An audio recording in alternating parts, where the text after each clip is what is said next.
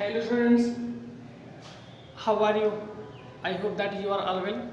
जैसा कि बच्चों आप लोग जानते हो, आपका इंग्लिश लिटरेचर में प्रोज लेसन नंबर 4 तक यानी 3 तक पढ़ाया जा चुका है और इसका PDF वीडियो सब कुछ यहाँ से आपके लिए भेजा जा चुका है।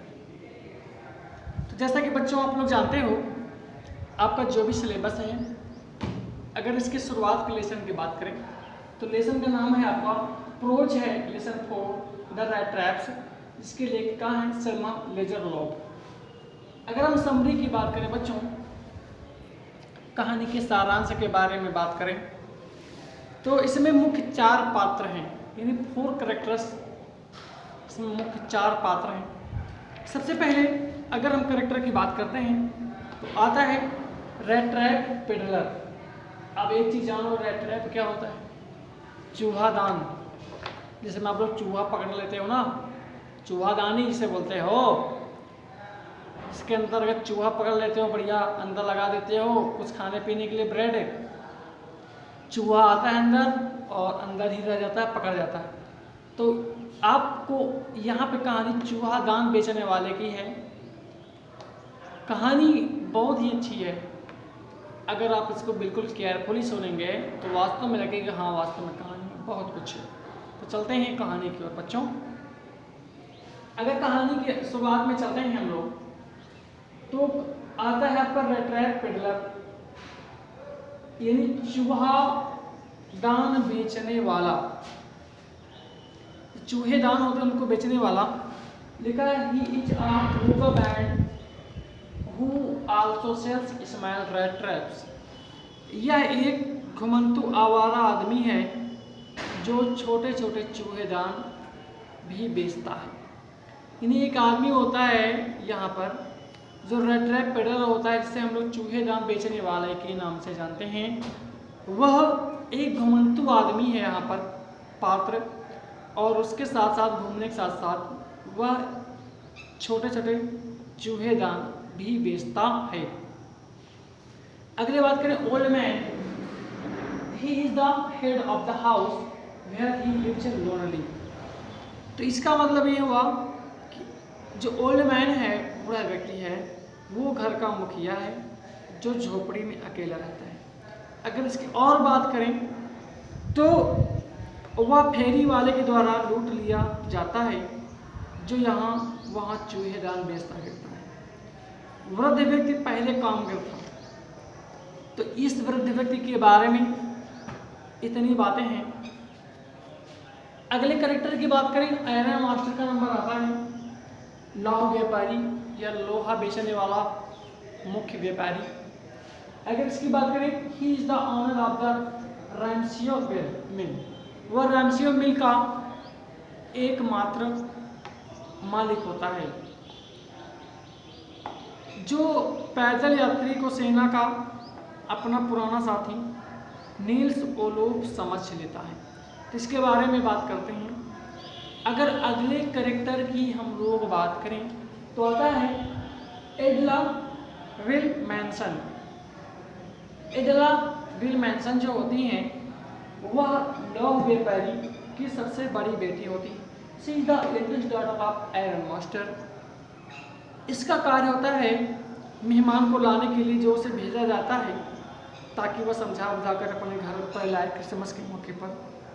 ये इसके कार्य यहाँ पर डिस्क्राइब किए जाते हैं। तो बच्चों, अगर हम इसकी कहानी का सारांश रूप समझें तो कहानी की शुरुआत में आपका जो कैरेक्टर है रैट ट्रैप पेडलर, चूहेदान बेचने वाला, घुमंतु है, आवारा है, साथ में चूहेदान बेचता है, इसके साथ में चोरी भी करता है।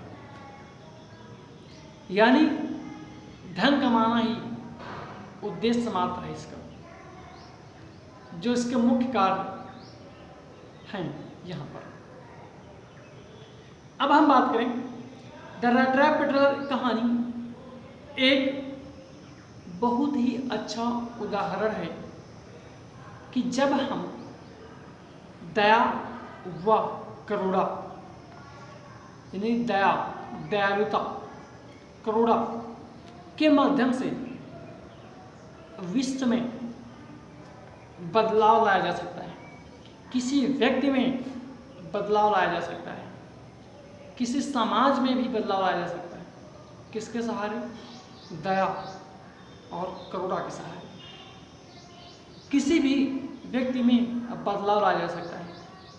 आप कितने ही निष्ठुर क्यों न हो, आपका स्वभाव कितना ही जटिल क्यों न हो, लेकिन दया और करुणा ऐसे गुण हैं कि आपके व्यक्तित्व को ही बदल देते हैं, आपके चरित्र को ही बदल देते हैं। इन दो गुणों के माध्यम से लेखक यहाँ पर जो कहानी का निष्कर्षतम रूप निकालता है वह कहता है, लेखक कहता है, जिसको लेखक है सेल्मन लेजरलॉफ। सेल्मन लेजरलॉफ कहता है कि भौतिक साधन कभी भी आंतरिक सुख नहीं ला सकते हैं। ये भी ध्यान देने वाली बात है।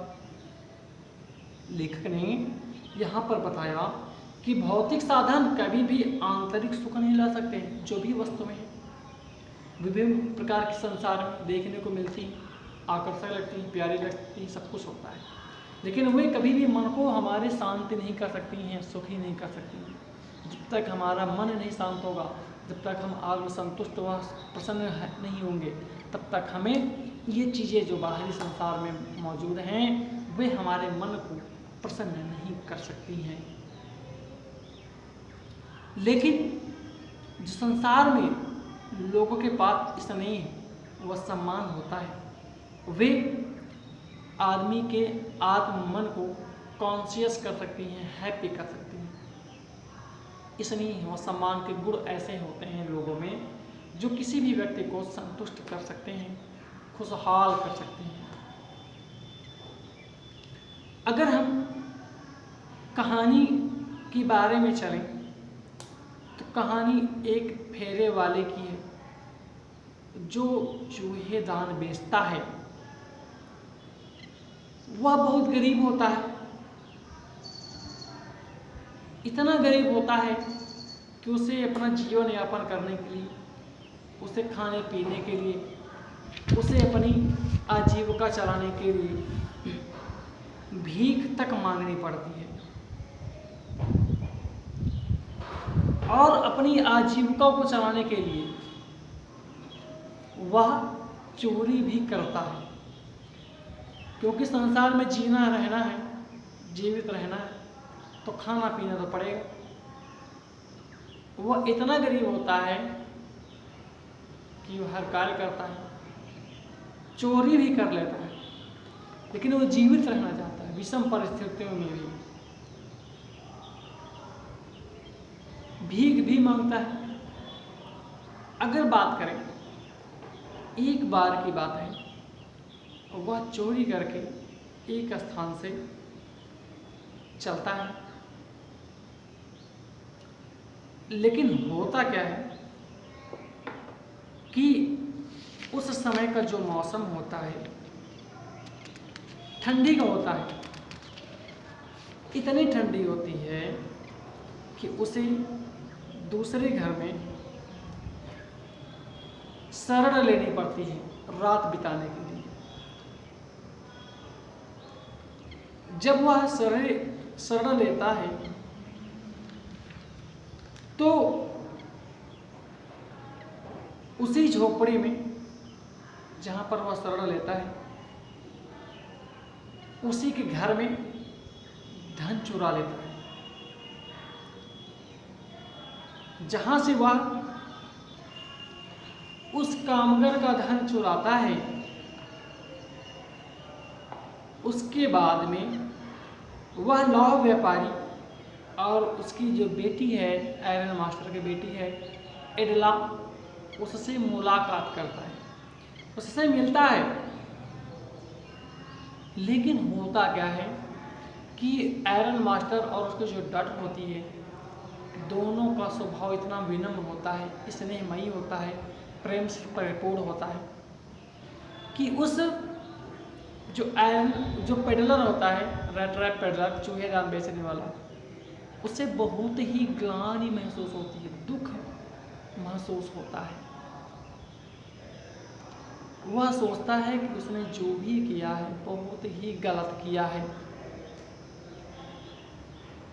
होता क्या है, किस लिए ग्लानि होती है? क्योंकि जहाँ पर वह रुका है व्यक्ति आयरन पेडलर, उसी के यहाँ का धन चुराता है। उसे धन चुराते वक्त कोई भी गिल्टी नहीं होता है, फील अपराधी प्रवृत्ति नहीं फील होता है। लेकिन जब वह वहाँ के मालिक आयरन मास्टर और उसकी पुत्री से मिलता है, जिसका विनम्र स्वभाव देखता है वो, तब उसे बहुत ही कष्ट महसूस होता है। उसने एडला से क्रिसमस का त्यौहार किसी अजनबी व्यक्ति के साथ मनाना चाहती है। कहानी में ट्विस्ट है, परंतु उनकी अनुपस्थिति में फेरी वाला कुछ भी नहीं चुराता है। क्यों नहीं चुराता है? क्योंकि उसका व्यक्तित्व भी चोर का बदल चुका है। इसलिए सब किसी व्यक्ति की अनुपस्थिति में भी वह धन नहीं चुराता है।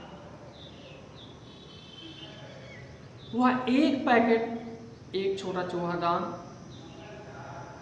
और एक पत्र छोड़कर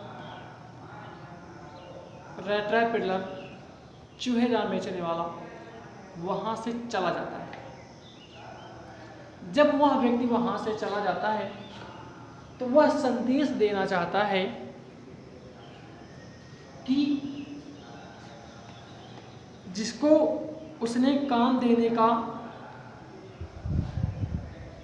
आग्रह किया था, जिसने तुम्हारे यहाँ रात बिताई, शरण बिताया, आपने उस व्यक्ति को आश्रय दिया,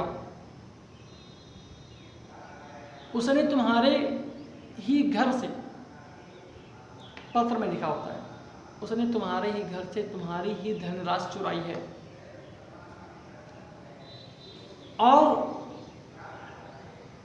रेट रैप पेडलर, चूहेदार बेचने वाला, उस पत्र में अपने शब्दों के माध्यम से दुख का अनुभूति प्रकट करता है। वह कहता है कि उसने जो कुछ भी किया है उसके लिए उसे बहुत ही शर्मिंदा और ग्लानि है। उसे दुख है कि उसने आप जैसे इंसान, जिसका चरित्र बहुत ही विनम्र है, दयावान और प्रेम से परिपूर्ण है, उसके साथ धोखा करके उसे ग्लानि की अनुभूत हो रही है, दुख महसूस हो रहा है। उसने जो कुछ भी किया वह शर्मिंदा है। इसलिए वह आपके धन जो उसने चुराया था व्यक्ति ने, उस धन को और उस पत्र को और उस गली शहर को, घर छोड़कर जा रहा है। परंतु लेखक अंत में यह स्पष्ट करना चाहता है कि कोई भी व्यक्ति कितना ही निष्ठुर क्यों न हो, चोर हो या किसी भी विषम परिस्थिति का स्वभाव का व्यक्ति हो, उसके स्वभाव को बदला तो जा सकता है, किंतु उसके लिए दो ही चीजें आवश्यक हैं यहाँ पे, प्रेम, करुणा। इन गुणों के माध्यम से हम किसी के व्यक्तित्व को भी बदल सकते हैं। ये ऐसे गुण हैं, लेखक यहाँ पर स्पष्ट करना चाहता है, ये ऐसे गुण हैं जो व्यक्तियों के व्यक्तित्व का विकास करते हैं, जिसमें प्रेम, करुणा, दया भावनाएं, दूसरे पर सहानुभूतियाँ, ये गुण उसके हृदय में ही उत्पन्न होते रहते हैं। लेखक ने एक लाइन यहाँ पर स्पष्ट करना चाहा कि संसार में जितनी भी वस्तुएं हैं, जितने भी भौतिक सुख के साधन मौजूद हैं, वे हमारी आत्मसंतुष्टि, खुशी का स्थान कभी भी नहीं ले सकती। वस्तुएं सिर्फ हमें प्रिय लग सकती हैं, लेकिन आत्मसंतुष्टि प्रदान नहीं कर सकती हैं। कहानी के माध्यम से आपने इसका सारांश रूप अध्ययन किया है। आप कहानी को बिल्कुल ही विस्तार रूप में समझे समझें सुने, तब आप अंत में निष्कर्ष पाएंगे कि कहानी का रूप जो है लेखक ने, सलमा लेज़र रूप ने बहुत ही गुड मैनर से, अच्छे तरीके से रिप्रेजेंट किया है, जो कि वास्तव में आदमी की व्यक्तित्व की दृष्टि से बहुत ही यूजफुल है। जैसा कि बच्चों आप लोग इस कहानी को सुने, वीडियोस को देखें, उसे जांचने और समझने का प्रयास करें। इसके बाद आपको नेक्स्ट वीडियो मिलेगा। तब तक के लिए सी यू लेटर।